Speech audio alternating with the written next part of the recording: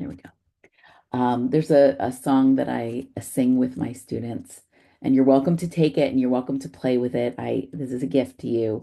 Uh, all living beings deserve to feel safe, like squirrels and trees and plants and you and me.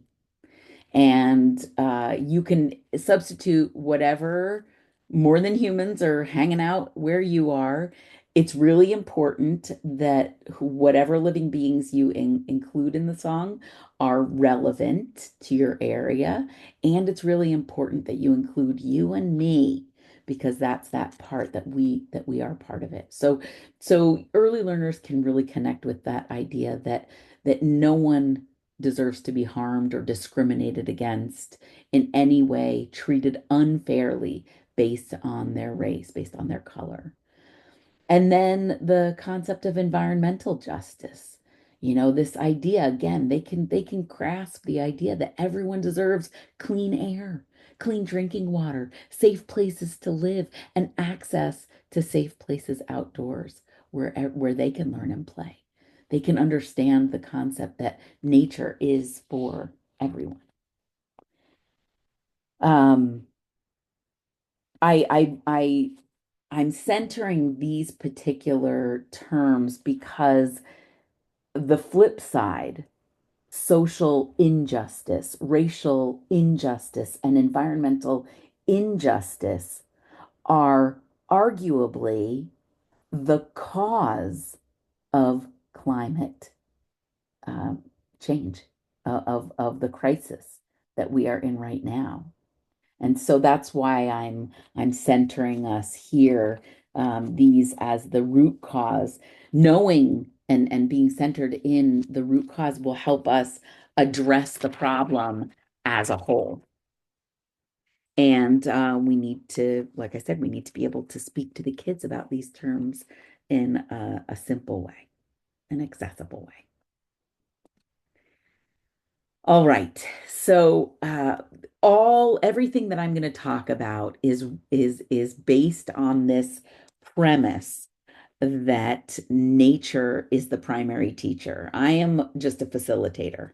And so in order to learn with nature, we have to concede to nature being the primary teacher.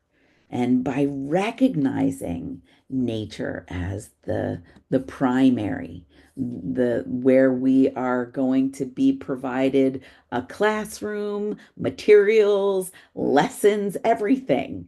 It really, the lessons that are related to climate justice, they emerge naturally. And so those values of freedom and love and equity, they just become an integral part of the learning community, of your class culture. And centering nature and situating ourselves as part of nature as opposed to apart from, it means that we not only learn from whatever's being provided, like I said, nature sets up the classroom, gives us the materials, gives us the themes, but we also, as facilitators of learning and connection, we offer invitations to notice, to observe, and to engage. In other words, to be in relationship with other living beings and the earth in a way that addresses the social, racial, and environmental injustices that are the root of the climate crisis. And to put this in a really simple way, what I'm always asking of myself, of the students, like the thing that is sort of at the center of everything is how can we be in right relationship with the earth and other living beings? And when I say other living beings, I don't just mean the more than humans. I, of course, do mean the more than humans, but I mean all living beings. So that includes humans as well. Yes, in harmony. Exactly. Exactly. Sorry if I miss some stuff in the chat while I'm talking. I'm doing double duty of tech host and presenter right now. So what does it mean to be in right relationship? What does that even mean? For me, It means reciprocity. And I'd like to do a little chatterfall. I want to invite you to type, don't hit send yet, don't hit enter yet, but type in the chat what that word means to you. And we're not looking for right answers here. I want to get a sense of where you are in relationship to that word before I share my simple explanation of it. I'll give you a moment to write in the chat your concept of reciprocity. And then I'll ask you to hit enter in a moment.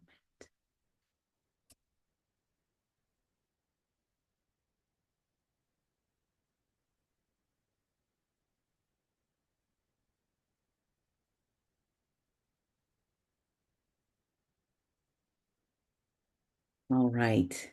Go ahead, hit enter. Let's see what reciprocity means to you.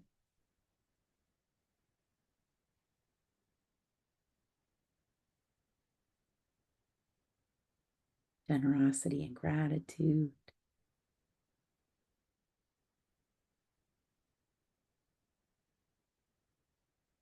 mutualism.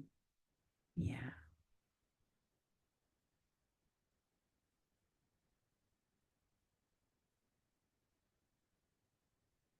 Anyone else want to share their thoughts before I click the button and reveal my Oh, here we go, Lauren. Thanks. Living in relationship with non-human beings of nature. Yeah.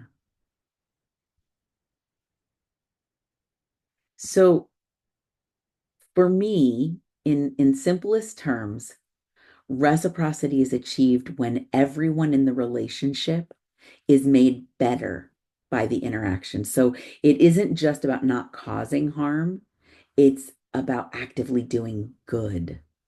And Um, and this can be any relationship. It certainly is about our relationship with more than humans, with all other living beings, but it's also, well, and not but, and that includes each other.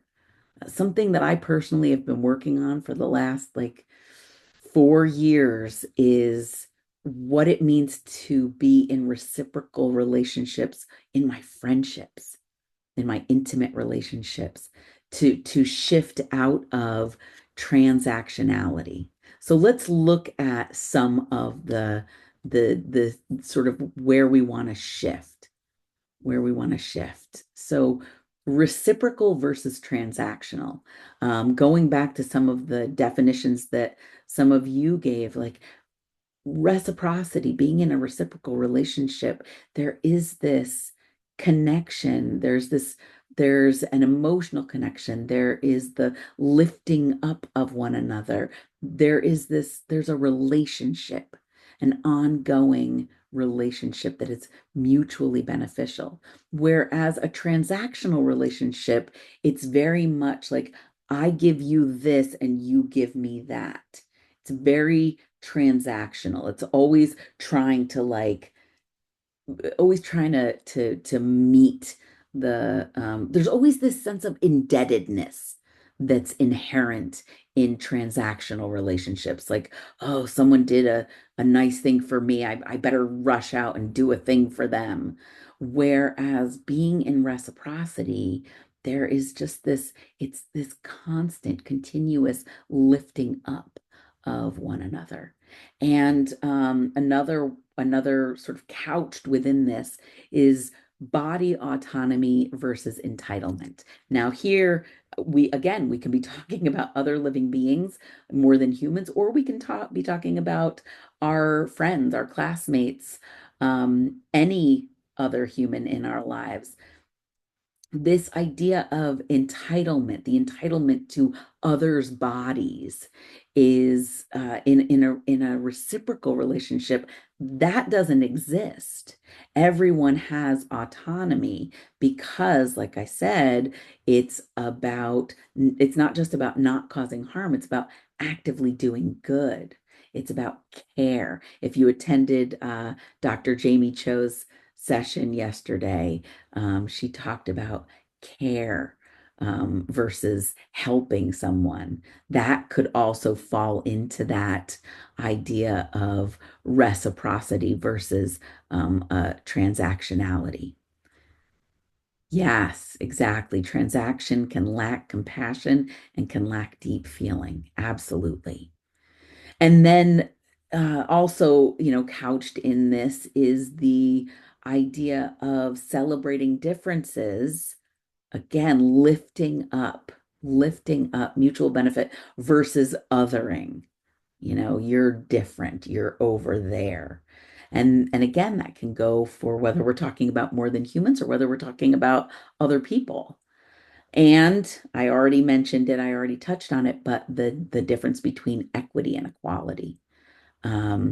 Equality has it's got its hooks in transactionality, whereas equity is about reciprocity. Everyone has what they need.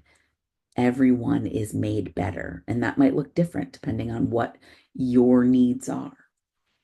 So, okay, so I just wanted to situate us here. And so one other thing I want to mention before I move forward is that when we practice this with more than humans, we use the same language that we use no matter what or whose body we're talking about. It translates into having reciprocal relationships with the more than humans. So I'll give you a concrete example. With my students, I don't have rules. I do collaborative benefit risk assessment, and so they help create the safety agreements that keep us all safe, um, as well as all living beings. And so one of our agreements is that sticks stay off of all bodies. Now, that's whether it's my body, one of their friends in our class community's bodies, or the body of a worm, or even the body of a tree. If they're wanting to bang a stick, we choose something that is not living and won't be harmed. There was one day, it was so sweet.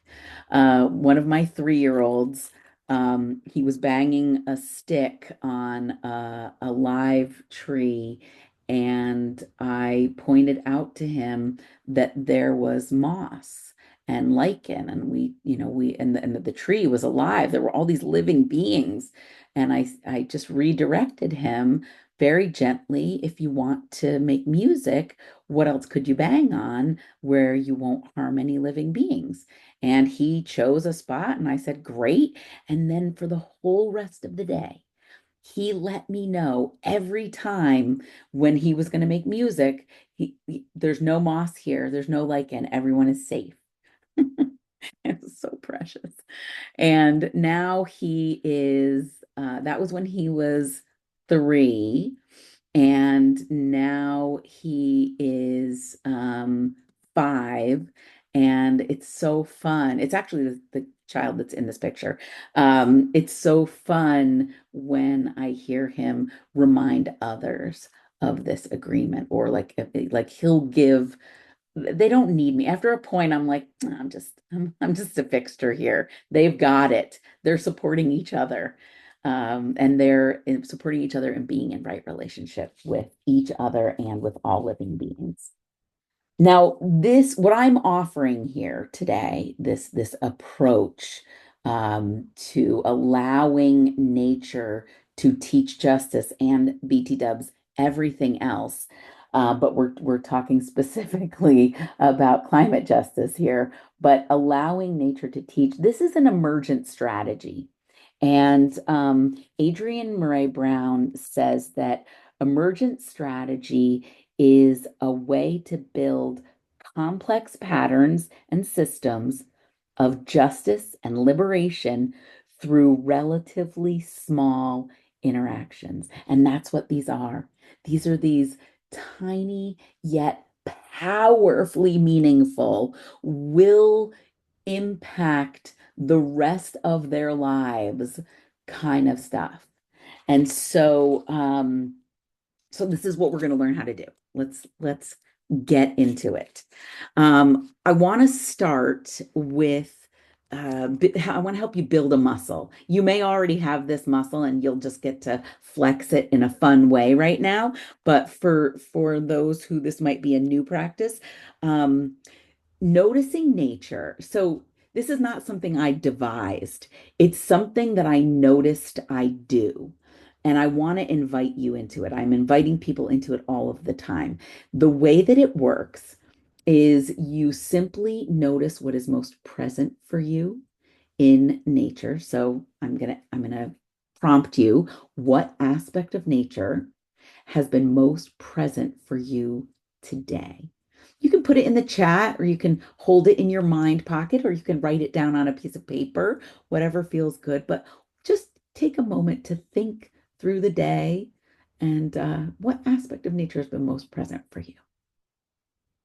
So once you, I should shush for a second.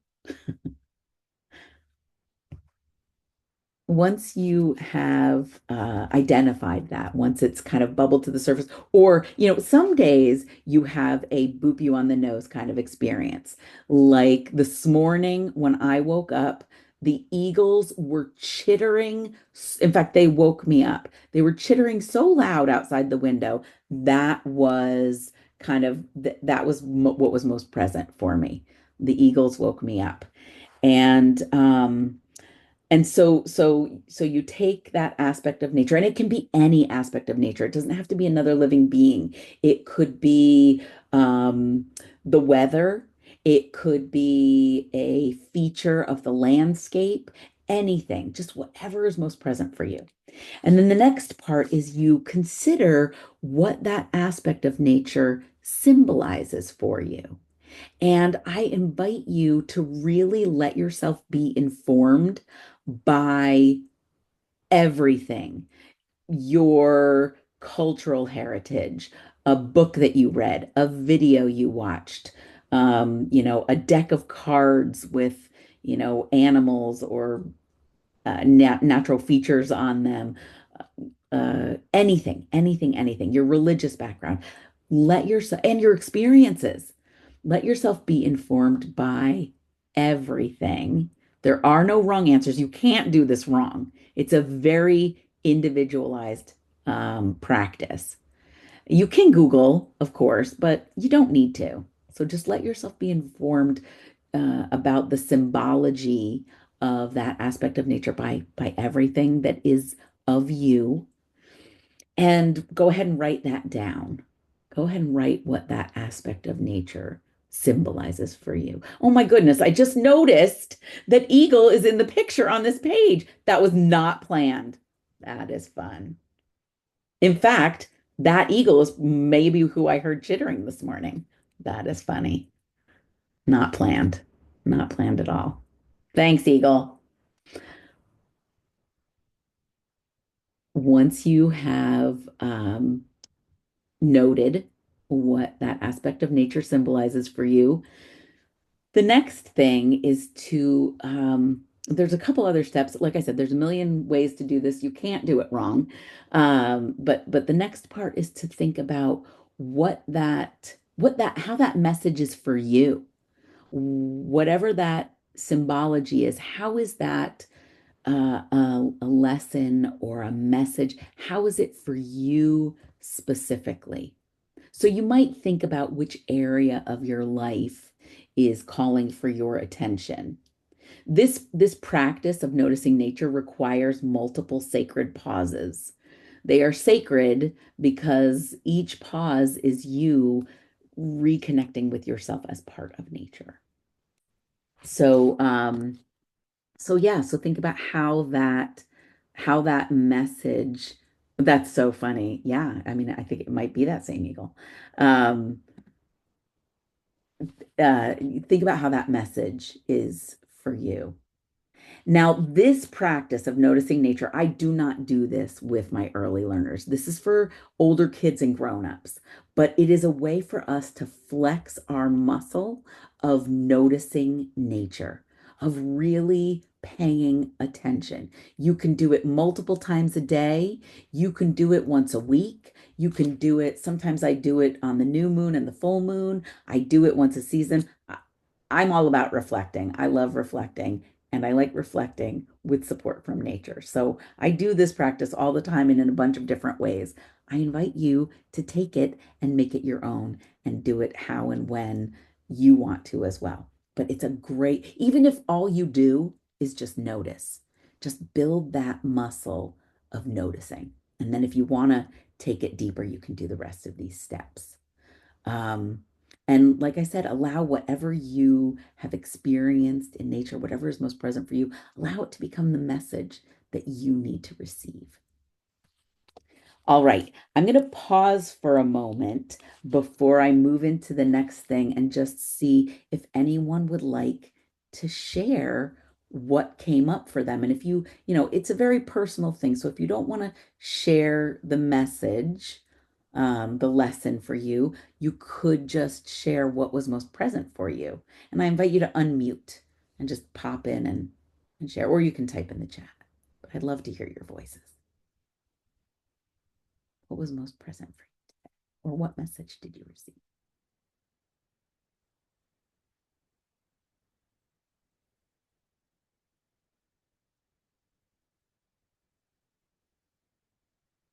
Anybody want to share?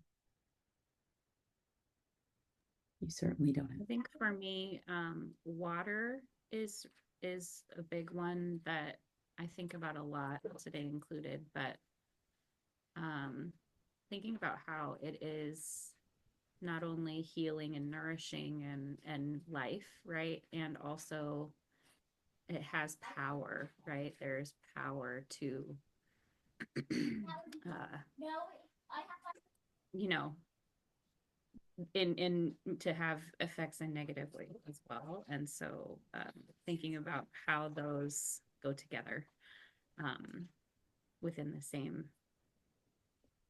thing. Sorry, my background is a little noisy with my kids. No worries. Kids are always welcome in spaces with me. Yeah, thank you for sharing, Susan. It is, water is transformative, sometimes gently, sometimes destructively. Um, I like to tell my students that water is the first and best medicine of the earth.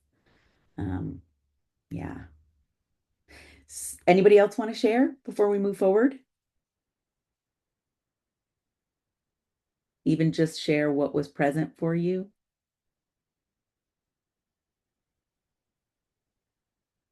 Okay. You can always put it in the chat if you'd like. So now I want to talk about how we center nature with our students, how we put them, or I shouldn't say put them, but invite them into relationship. Um, it can begin with something really, really simple, and I very much encourage you to do this. Offering a warm greeting to other living beings the same way that you offer a warm greeting to your students when they arrive. Addressing another living being as if they are a friend or a neighbor who you are just delighted to see. It brings us into right relationship with all of the other living beings that we encounter because it acknowledges their autonomy when we address them. And I like to use common names. I also like to use Lashutsi names and acknowledge that that is the first language that the plants and the animals ever heard in where I live. Um, in acknowledging the intrinsic worth of another living being it's a simple step toward truly incredible possibilities, some of which we're going to talk about today. And once we establish that all living beings are of equal worth, then every conversation that we have, every lesson, every safety agreement, it's all grounded in the idea that in that idea of reciprocity. going back to reciprocity. And we build relationships with the other living beings. We have this story of interconnectedness, their interconnectedness, our interconnectedness with them, that unfolds day after day as we continue to have these relationships. Going back to something that Susan said in her presentation, like we never have to worry about, getting to the outcomes of a lesson or making sure everybody learns what we want them to learn about anyone or anything, because we're going to pass by that slug again. It's going to happen.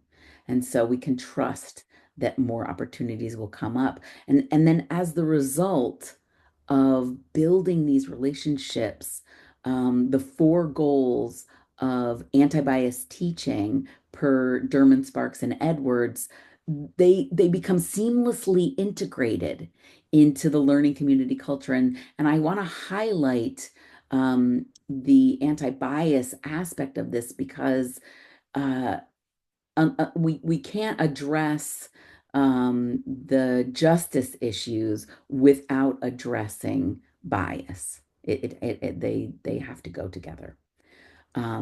Okay, so here's the sort of the nuts and bolts of it, how we do the thing.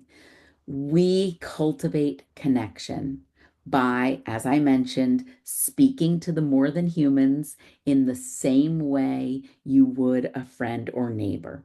So, for instance, I might walk up and say, "Hello, ladybug. Hello, Salal," because that's what kind of leaf that ladybug is on. "How are you doing today? Salal, I notice that your leaf has some spots on it. I hope that you're not feeling unwell. Ladybug, what are you up to today?" So I just start a conversation. Now, I know obviously they're not going to speak back to me, but this invites my students to be in relationship with those other living beings, and it disrupts the impulse to have that entitlement. I am entitled to the bodies of all living beings. That entitlement gets disrupted when I, even with a 2-year old, who has almost no impulse control, it disrupts their impulse to just like do a thing, grab a thing, smush a thing. Um, because I put them in relationship with the other living being. And then storytelling. I am a big fan of storytelling. And these other living beings, they have a whole life. And so through inquiry, I can imagine the story of their life with my students. I ask the other living being what they're up to, and then I turn to whoever's there observing with me and I say, "What do you think? What do you think Ladybug is up to today? Where do you think they're going? Do you think they might be on their way somewhere? You think they're taking a break?" I just invite them into creating the story of that other living being's life with me based on what we're noticing. And then, like I said before, we're going to see Ladybug again. They might be doing something different the next time we see them. And so, this story of how we know this other living being grows and grows and grows based on whatever happens in our interaction with that other living being on any given day. I want to always encourage children's authentic curiosity and allow them space to investigate their own experiences as they relate to the more than humans. And so, what I mean by that is, um, you know, like I had a child once who, well, I've had lots of them. You probably have too. They're afraid of spiders.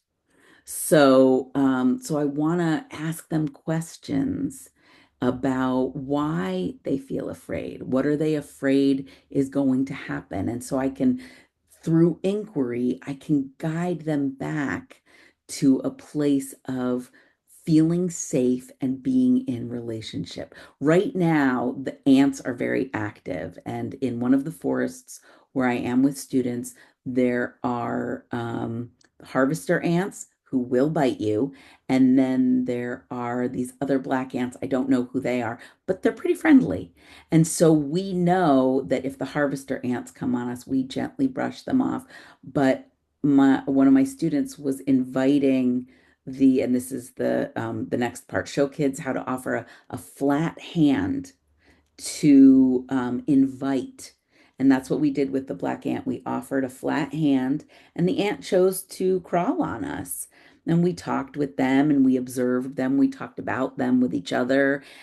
But part of that invitation, it's really rooted in that idea of respecting other body autonomy because they might say no, and we need to be willing to accept it. And so I am verbalizing when I invite, if I put my hand down and I say, Clown Millipede, would you like to crawl on my hand? And they turn the other way, I will verbalize and say, "Oh, they're saying no. They're saying no, thank you. That's okay. Maybe later they will. I can ask them again later."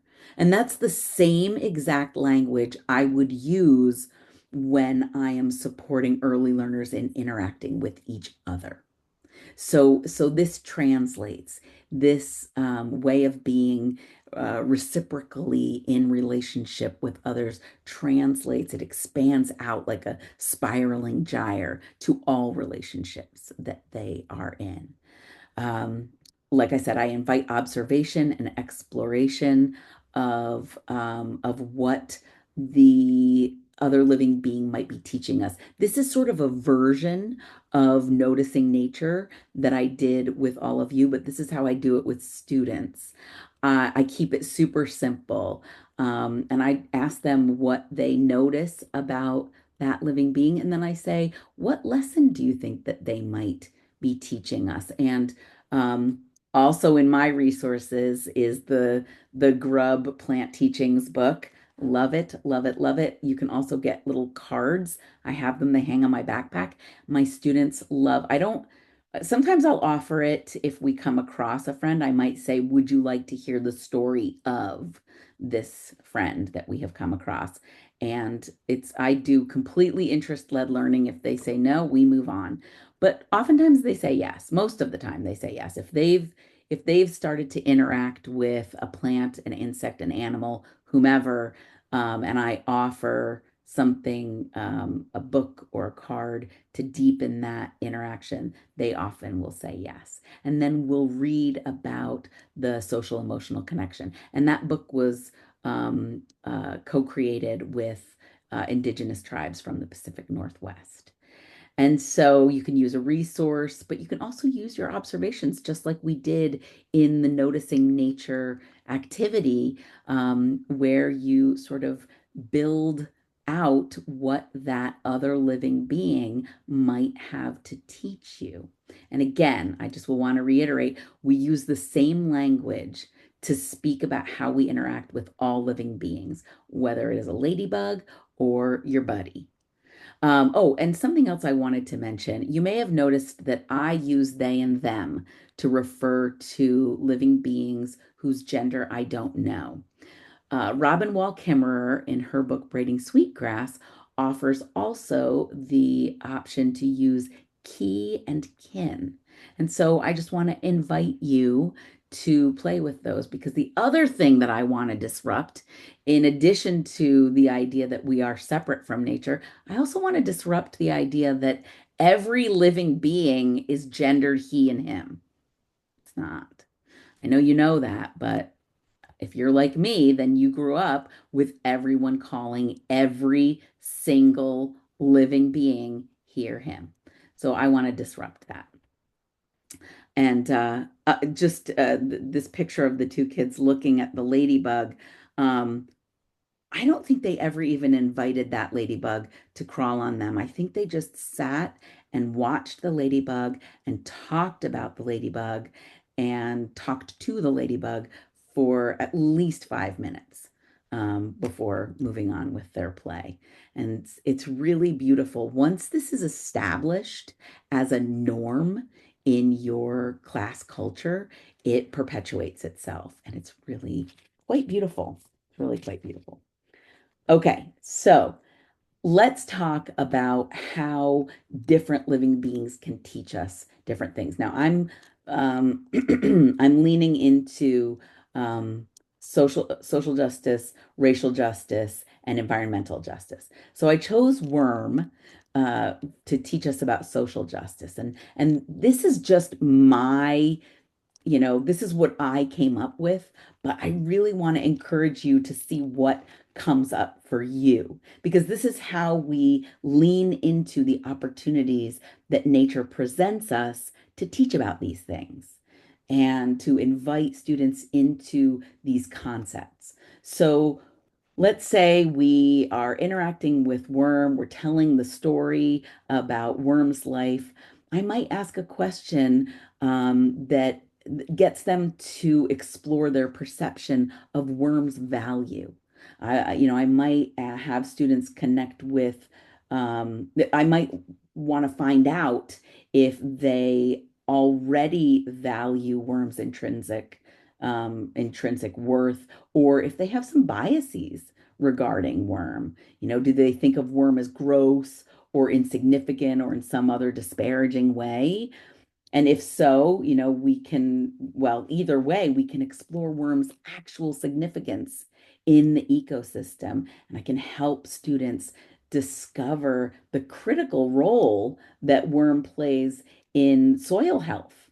And and the fact that worm, like all humans, regardless of age, race, gender, income, etc., is equally important as bear or river or fir tree.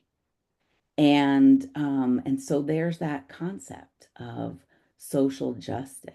And worm also offers opportunities to explore gender biases because worm is a hermaphrodite.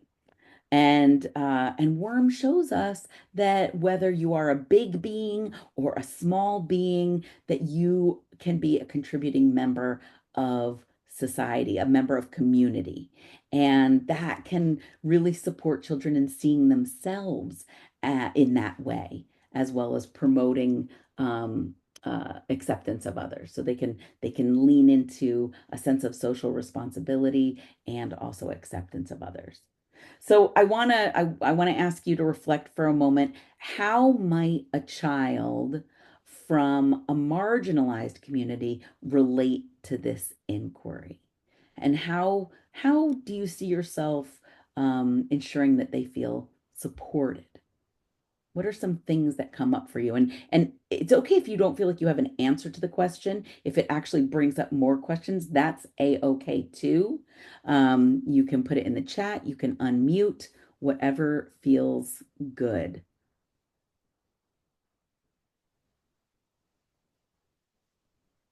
Oh, and thank you for sharing your reflection.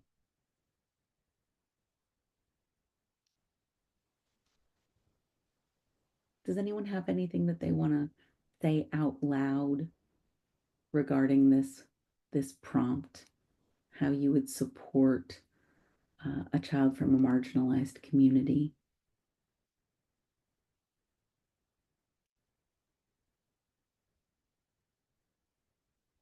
Or if other questions come up for you around it, if it makes you feel like, I don't know, I don't know.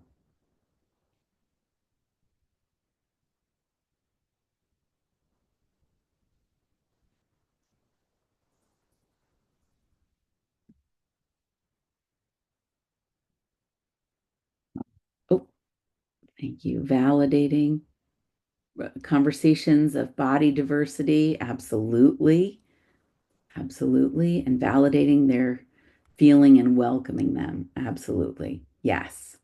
That is probably always going to be the most important thing is validating their feelings. Yes. Beautiful. Thank you. All right, let's take a look at our next example. I chose birds to teach racial justice. I love this picture. I did not take this one. All the other pictures in the slideshow are mine, but this one. Um, but I just love because it really looks like those cardinals are like intently listening to the blue jay. Actually, it looks like kind of everyone is, except for the smaller birds. But wherever many types of birds are gathered, whether it's at a bird feeder or just around the forest as they're popping along looking for food, this is a great and easy opportunity for speaking about diversity and equity. Birds and people alike have unique traits and characteristics. We can encourage observation, we can encourage comparison of the colors and the patterns on different birds. We can discuss different bird behaviors, like how they sing different songs and different ways of building or different places of situating their nests. And I would encourage you to invite students to notice both differences and similarities and ask students if they, or one question you could ask them is, do they think that some birds deserve more food or more resources than others? Do some deserve better stuff than others? And if anyone says yes, I mean, as with inquiry-based teaching, we always want to ask more open-ended questions. Um, but I would encourage you to probe further because they might be playing with that idea of equity versus equality. And because, what eagle, going back to our friend from before, will need more food than chickadee. Um, it's really important that we emphasize the importance of diversity and invite them to consider what they appreciate about different types of birds and also talk about how boring the world would be if there's only one type of bird in it. So highlighting and amplifying the benefits of diversity. And I want to invite you to reflect from this example, if any of your families that you serve are living in, say, a food desert, how could you use this opportunity? And when I say to support them, I'm not talking about like helping, but I'm talking about support the sort of exploration of feelings or concerns that a child might have. What are some things that you might do? Some questions you might ask to, going back to the previous slide, help them feel welcome and heard. And you can unmute.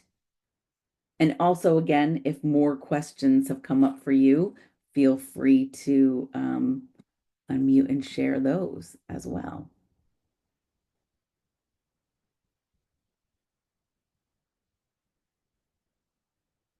You can always put it in the chat too. I'm noticing the time, so I'm gonna keep scooting forward to our last example. I chose frog to teach environmental justice.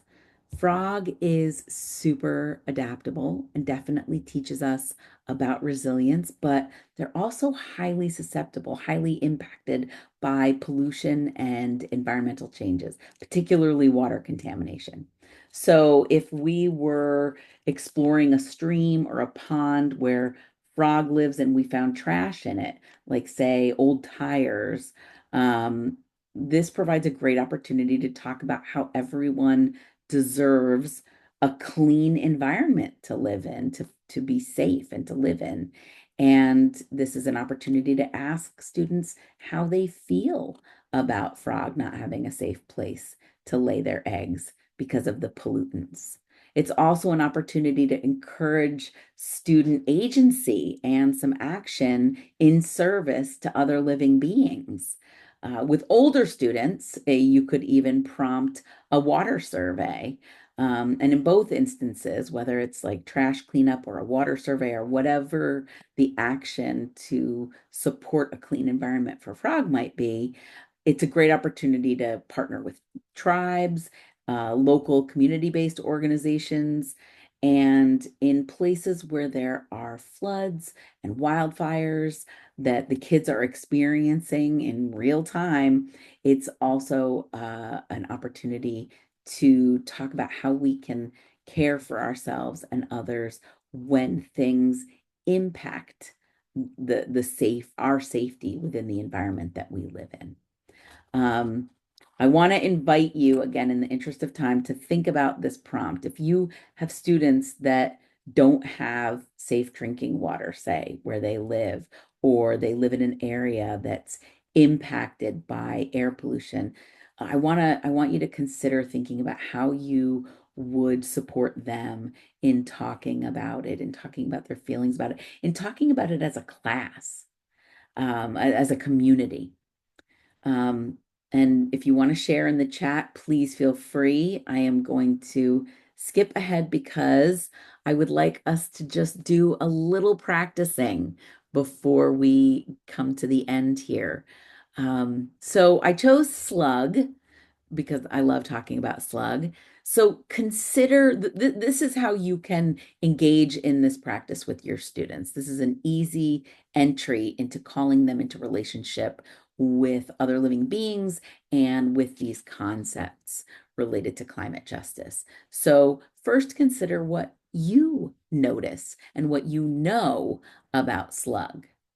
So would anyone like to just share, what do you notice or what do you know about slug? All knowledge is good knowledge. What's your current relationship with slug?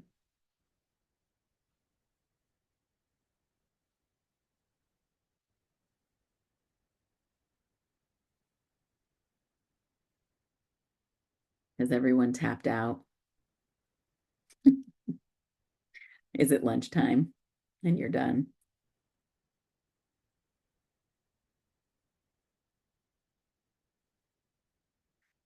All right, I am going to assume that, oh, thanks, Lauren. Slug likes moisture.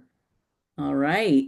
And what lesson does slug offer in your understanding of slug? Maybe it's related to the idea that they like moisture, or maybe something else. Slug takes their time. Absolutely. Yeah, they go at their own pace.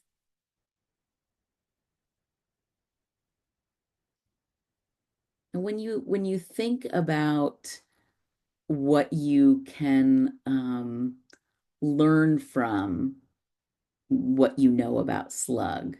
You know, slug likes moisture, likes to be hydrated, needs to be hydrated like us. Slug takes their time, they move at their own pace. And that's a great lesson for us all to learn to slow down. Can you connect this to social, racial, and or environmental justice in an easy way? The thing I really want to highlight in this practice is that you don't need to force anything. This is meant to be an easeful practice. So if you don't feel a connection there, not a problem. But if you do, I would love to hear it. You can put it in the chat. You can unmute.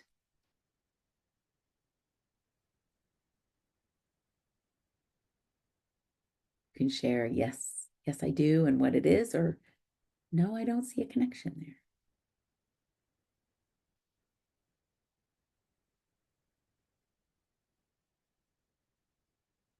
I don't think that we have time to go through all of the examples, but I want to show them to you. The next example was dandelion. And I am, oh, let's see what Susan had to say about slug. Slug leaves a trail behind from where they've been, much like justice work. We want to become good ancestors and leave things behind us. Yeah, slug trail is uh is a great example of that. Absolutely. Beautiful example. Thank you. What I want to invite you all to do is to consider these examples that I'm sharing with you: slug, dandelion, mushrooms. Oh my goodness, mushroom has so much to teach us. Um, Fire. It can, like I said, it can be an element, it can be the weather. Slug likes to take their time, just like we do when observing our surroundings. Absolutely. Absolutely. Yes. Putting ourselves in relationship with other living beings is such a critical part, like seeing ourselves in them, seeing them in us, seeing where we are similar is such a critical part of this relationship building. Um, so as you go back out into the world with your students, as you and this I showed pictures that are kind of in big green spaces, but this practice can be done in nearby nature. If you teach at a center and you have an enclosed play yard, nature is everywhere. Even in an enclosed play yard with, concrete and prefab, there will be some weeds popping up through the cracks. I don't actually believe in weeds. There will be some plants popping up through the cracks. There will be some tree somewhere. There will be insects. There will be weather. There will be birds. There's always nearby nature to interact with and to call children into relationship with in a meaningful way. And that's really what's most important here, building that relationship and then listening, seeing what lesson nature provides, what lesson does that other living being or that aspect of nature offer us, and how can it connect us into this work? Um, so I want to encourage you to be thinking about it as you head out there and just recognize that you can see opportunities. They're everywhere. They're literally everywhere, whether you're, like I said, interacting with the weather or other living beings or the land or the seasons, everything. Just remember that it should be easy. This is not a big thinking project. This is an allow nature to be the primary teacher and let the lessons will be plentiful. They'll be rich. You don't have to do much but pay attention. And cultivate that connection to all living beings and let those stories build over time, those learning stories, those connective stories, and help students see themselves as part of nature. That is probably the most important piece. Now, I wanted to include some actions that can be taken in the, broader community. Um, the main thing here, going back to the very first thing we did at the beginning, our breathing exercise, is that, we are healing harms and we are not doing it alone. And so all of these invitations are encouragements for you to connect in community, not to try and fix anything on your own. Let nature lead you, connect in community, let it be easeful. It's not going to be easy. This is not easy work, but it can be easeful. And we definitely want it to be easeful for our early learners. So build connections, find partners in this work, and then invite the families that you serve to join you in these efforts so that you can be healing harms together with them. As I said in the beginning, I am a firm believer that in nature we find everything we need, everything we need. And my contact info is here. I will send you these slides so that you can further interact with the activity. If you want to try it, you can always reach out to me. I am always interested in growing together and supporting others in deepening their relationship with themselves as part of nature and being able to facilitate that for early learners. So you'll get these slides. Please reach out anytime. And then the last thing is just a bunch of references and resources. So you can dive in. And I'll just point out this one down here, the social justice books. Each one of these links leads to a whole list of books on each of those resources. And this book, A Can of Worms, Fearless Conversations with Toddlers, Nick Terrones is actually a Seattle local. He is amazing. And this book deals with a conversation he had with a student about gender roles related to a worm. It's a great one. Great read. All of these great reads. So I'm going to pause and just see if anybody has any questions before we wrap it up.